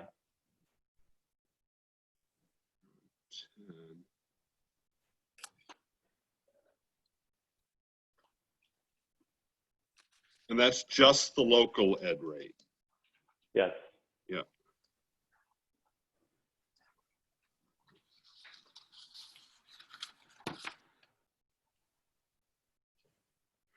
Dave, what is the local ed rate for Berlin? Yeah, I was just pulling that Because up. as I recall, the municipal rate is up around 18 or 19. So right. I'm actually looking at the DRA It is 19. table right now. Berlin's local school tax rate equalized is $10.98. And this is, I think, in FY19. No, this is FY21. No, sorry. No, this is DRA 2019 tax comp. So Berlin's local is, what I say, 1098. Their municipal is equalized 1571. Rick, you're right on it. Okay. Yeah.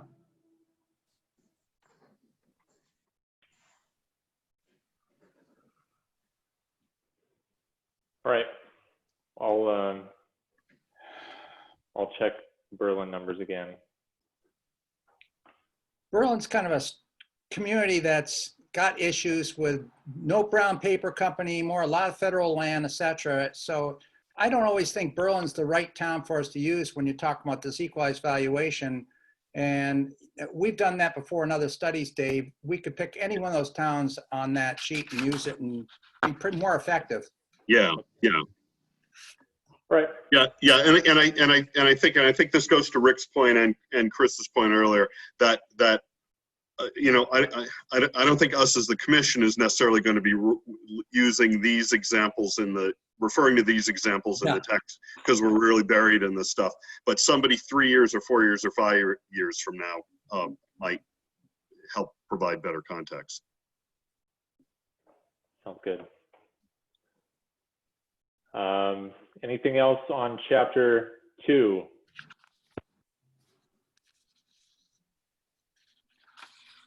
I wanted to point out on the summary about the high English learning districts, the second paragraph, last sentence.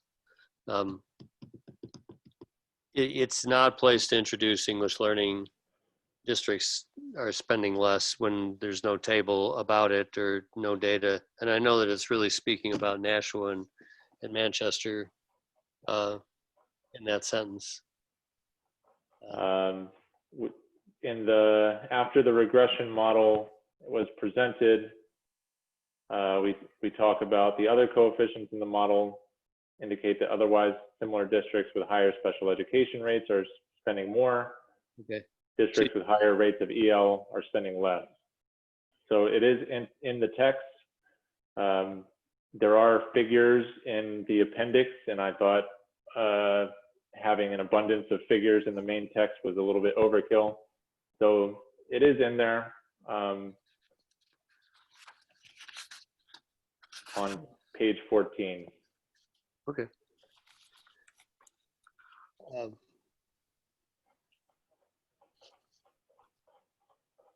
Thanks for looking that up. Yeah, no problem.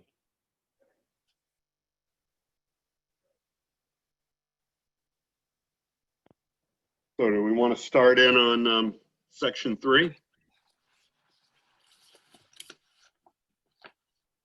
Sure. And I don't recall a ton of comments in the questions about chapter 3.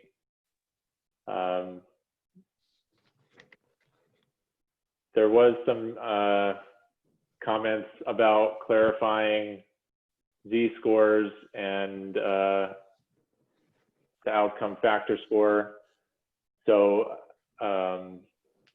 just to point out the interpretation of these, so the outcome factor score has a state average of 0 and has a standard deviation of 1, and that's the same with z-scores that go into this factor score and that are subsequently mentioned in a table. I think the z-scores are a way to equalize different measures to be on the same scale so that they have an state average of 0 and a standard deviation of 1.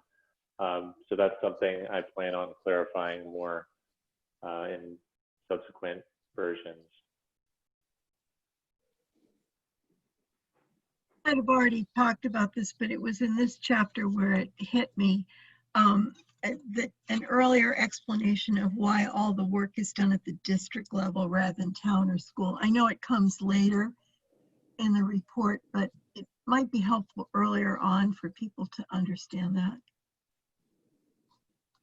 Yep, sounds good. And the short answer is that the districts are where the outcomes happen. And so all our student outcome data are at the district level. And so we're really, and all our education expenditures as well are at the district level. So when we're looking at spending on specific students to achieve certain outcomes, that all happens at the district level. And then when we get to the simulation part and the funding side of it, then we have to make that pivot to the town level. Dave, one question there's an outcome factor score that is generated. When I was reading this, and it comes up in the discussion of the step 1 education cost model in the following chapter, for me, I really found myself desperate to see a list that listed all the districts in the first column and then had, and I know this is probably too simplified, but a list next to them of what their outcome factor score is. The z-scores. And the goal is to see in a list where each district falls and draw a conclusion. And you get it in the graph in this section on page 23. You definitely get it there, and it has an extremely good negative correlation. This is perhaps the most stunning graph in some ways in the whole report. And I think that it would be nice to see the list and the actual number, because those relationships, those outcome relationships, as I understand the step 1 model, are key to deciding, which is a district or town in need that requires further funding support and which is not. And so I know you're right, Drew. It should never, that list shouldn't be in the core report, but maybe somewhere. Yeah, it should be.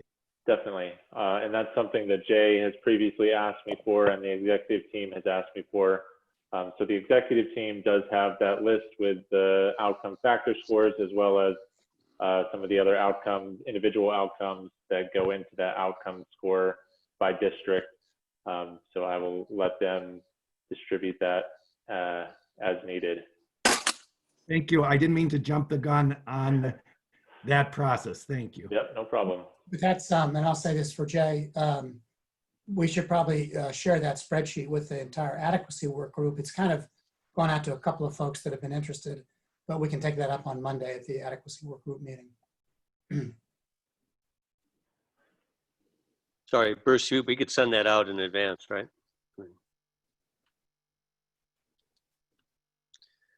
Any other? Yeah, I mean, this graph, this chart, whatever you want to call it, brings me back to the issue of concentrations. And I wondered if you could address, given that there are issues of concentrations, why you didn't include that as a weighting mechanism, and are there different ways that you've seen that accounted for? Well, I mean, we do include the share of students that are or the percentage of students who are free and reduced price lunch in our model. And so as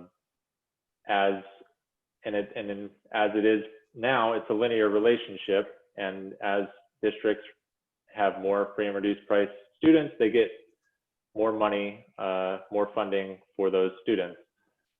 And in this figure, one thing that strikes me, and that Bill was alluding to earlier, is the remarkably linear relationship between free and reduced price lunch rate and student outcomes. So this graph doesn't suggest to me that there are issues with concentrations, and as I'm interpreting concentrations, it would suggest a nonlinear relationship where as concentration increases, there's an increasing rate of decreased outcomes. So it would curve like that, where it would be flat to start and then drop off. Whereas here it's a linear relationship. As for a given increase in free and reduced price lunch, there's a given increase or a given decrease in student outcomes on average. So this doesn't lend itself to having some sort of nonlinear cost mechanism for providing more to those with higher concentrations of free and reduced price lunch. I guess I'm not understanding that, given the statement that you have. Well, it's not till page 28, but we're getting near there. It says that the models show that greater shares of these things have greater costs. So yeah, so we can get to it then, but I don't want to get into the issue of concentrations, and I don't think some others do either. So Drew, I think what's extraordinary about this chart, and I think it'll be good to get the Z-scores out to everybody and up on our website, is you can clearly see that there are districts in the state that outperform the average by over 2 standard deviations in the upper left-hand corner. And then there are districts in the state that underperform the average by, well, looks like there's one that's underperforming by 2 standard deviations. And that's a huge swing. And I'm sure if I asked Bill if he wanted to guess, I mean, it's easy to guess by the size of the bubbles, you know, some of these, but I don't think any of us would have too hard a time guessing the bubble that's up at 2.5, in the upper left-hand corner. So. And Dave, this is really the data that is almost most important, because as policymakers, what you say is our system giving every child, this is back to Mel Myler, every child in the state, all of our own children in the state, an equal opportunity to perform and achieve outcomes. And this graph suggests that there's a breakdown in our system. And the assumption that AIR and Bruce Baker's work and Drew's work has said is that if we allocate total spending a little differently, we may provide a better opportunity for those lower performing districts and their children to hit closer to a state average outcome, which is very good nationally.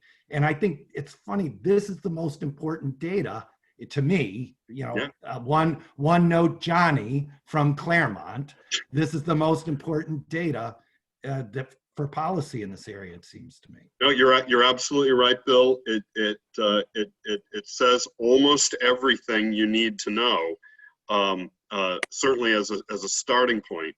and it also, I think, debunks a lot of myths that that people like to perpetuate about public education costs. So, Dave, I'd like to see this type of chart right here that we see here for current issues today, or what might happen, compared to what happened in 2011, 2012, when the formula that Iris put together back in 08-09, where a town like Manchester, you see that in Nashua, where those bubbles are huge. Did they have the same thing in 2012 when we were funding them at a rate which was twice the amount of base adequacy? I'd like to see where those bubbles were back then, and we could do that easily. So if the DOE actually has the outcome data, certainly using the 3 metrics we've got, we can probably, I mean, 3 metrics we've used here, graduation rate, attendance, and achievement, and they've got that. And achievement test. If they've got it back for a decade ago, then we could calculate the Z-scores and we have that. Yeah. And our cost model incorporates data that goes back to 2008-09. So we have the data to do it. We've just been largely presenting the most recent year that we have for currency purposes to be current. But if that's something you're interested in, I could easily run that for 2009-10 or 2010-11. Or whatever year you want. I'd appreciate that. You know, the old formula had its problems. We had the waterfall effect in between levels of free and reduced money going out. However, we did believe that there was, we needed to weight it more for these towns like a Manchester and a Nashua. And I'd like to see what the outcome was then, if we could. Yeah, I think having some historical context on that probably makes some sense. So, Bruce, is that something you can, that we can work with AIR? Yeah, we'll follow up on that. I'm taking notes about the follow-up. Okay, fantastic. Thank you. While we're on that, Dave, just doing a time check. We can wrap up maybe chapter 3 here in the next few minutes. Yeah. Then pause for some public comment, and then resume this at our next full commission meeting. In the meantime, I'm sure the adequacy work group and the fiscal policy will also be following up on some of this. Mm-hmm. Mm-hmm. No, good, good. So let's do that. Yeah, I think we've only got this page and one more page to get through this chapter. So if anybody else, we're good. We'll go back to Drew here.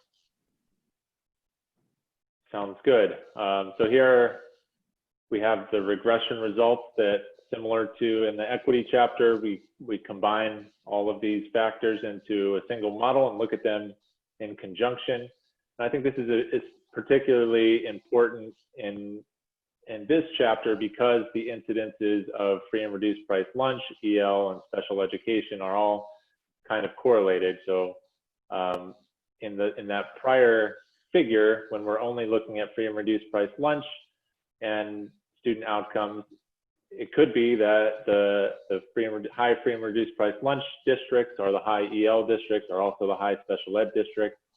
So we're not really sure what's driving that outcome in particular.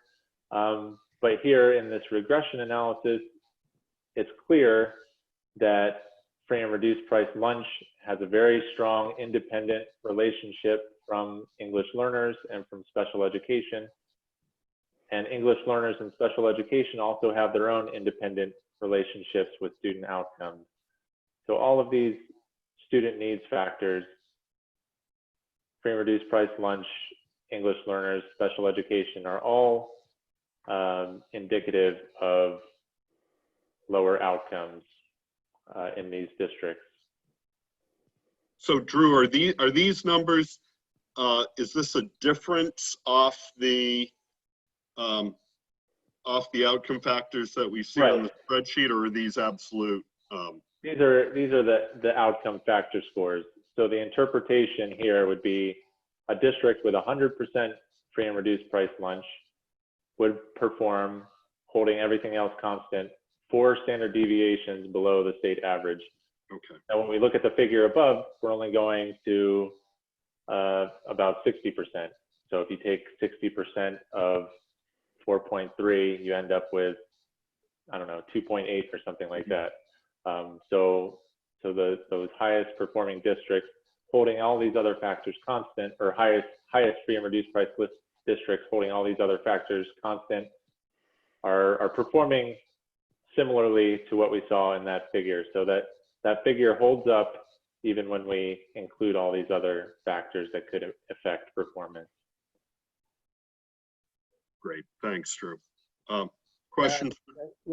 Just a comment on what Drew just said, that free and reduced price lunch, which is our poverty index, has such a strong effect on the outcome factors that they almost, one is a measure of the other.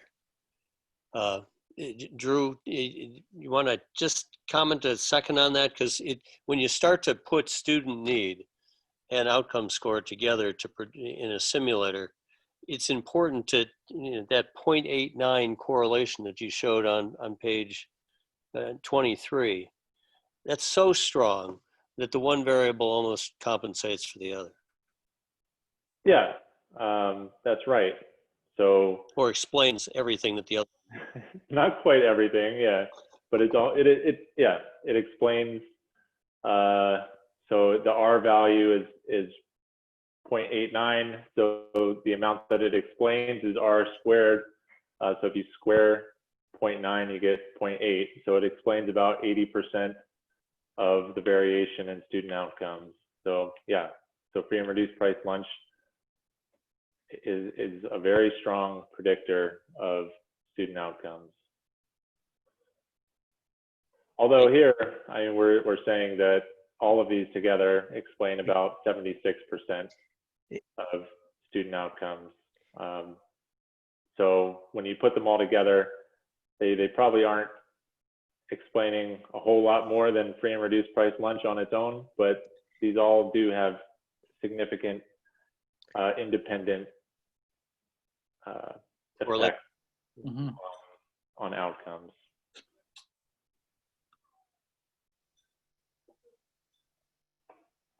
Great. Anything else while we're on chapter 3? Yeah, everybody's good. We'll be, so Bruce, the plan will be to continue this at our next commission meeting? It's what page does chapter 3 end on? On 24. Oh, okay. Basically with this regression results on student outcomes. Thanks. So Bruce? Iris, can I just ask, I think I know that we wanted to talk about page 28, and Iris, do you want that to be a specific part of what we talk about in adequacy? Well, you mean the issue of concentrations? Yes, we could do it there or here, wherever. I mean, what? And there's also in the next, coming up on page 25 is the reference to measures of fiscal capacity that I wanted to talk about linking to this small schools issue. So there's both of those issues coming up. Right. So I'm just looking at a.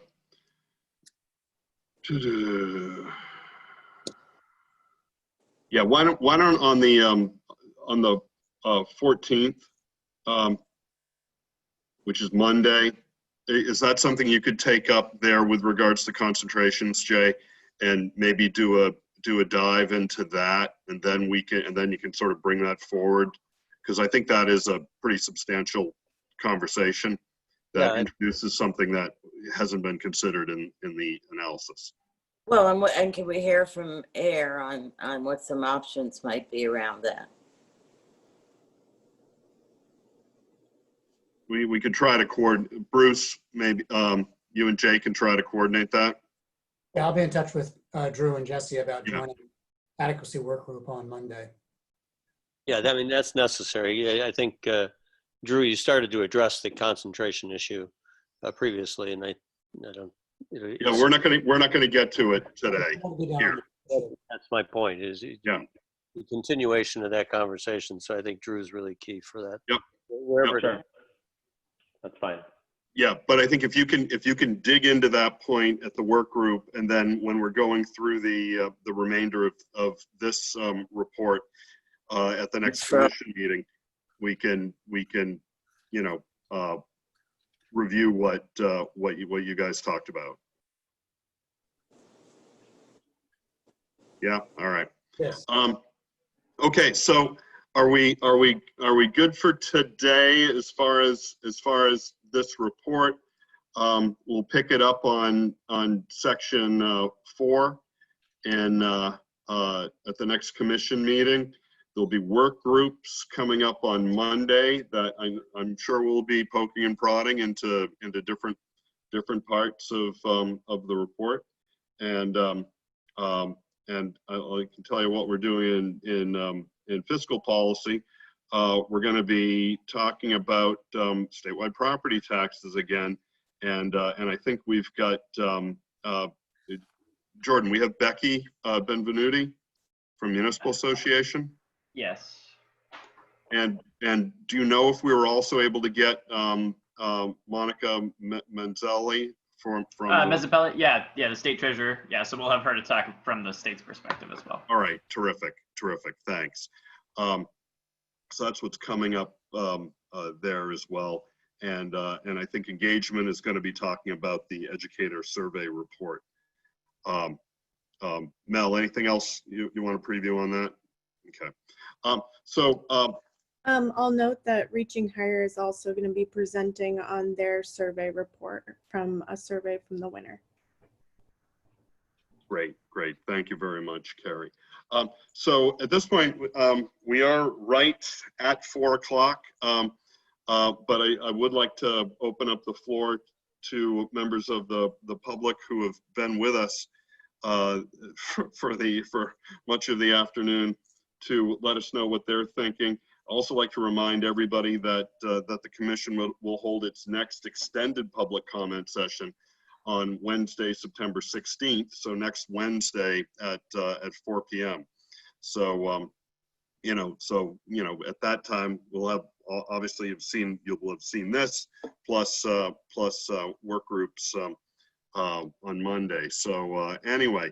If there are members of the public that would like to take the floor right now, I'm trying to figure out why I can't move.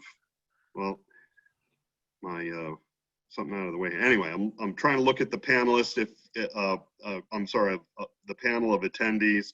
If you want to come in with a comment, just raise your hand on Zoom or do a *9, Jordan. Yep, *9 if you're on your phone. If you're on your phone, and we'll let you in. And I see a hand up from Doug Hall. Doug, you should be able to unmute yourself.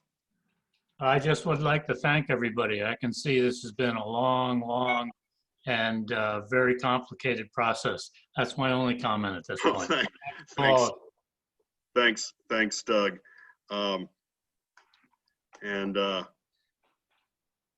Anybody else have anything they want to add today? You can save it for next week, and that's fine too. So I think everybody wants to get on with their afternoons. Is that the sense I'm getting, Jordan? Yeah, I'm not seeing any other hands up. All right, great. Anybody else have anything to add for the good of the cause? Mel, Jay, Rick, anybody? Then I'd like to thank Drew and Jesse immensely for all their time and patience with us as we go through this. And I know it sometimes seems a little painful, but this is a public commission in view of everybody, in everybody's view. seeing how we get the work done. So again, thank you guys very much. There'll be a lot more next week.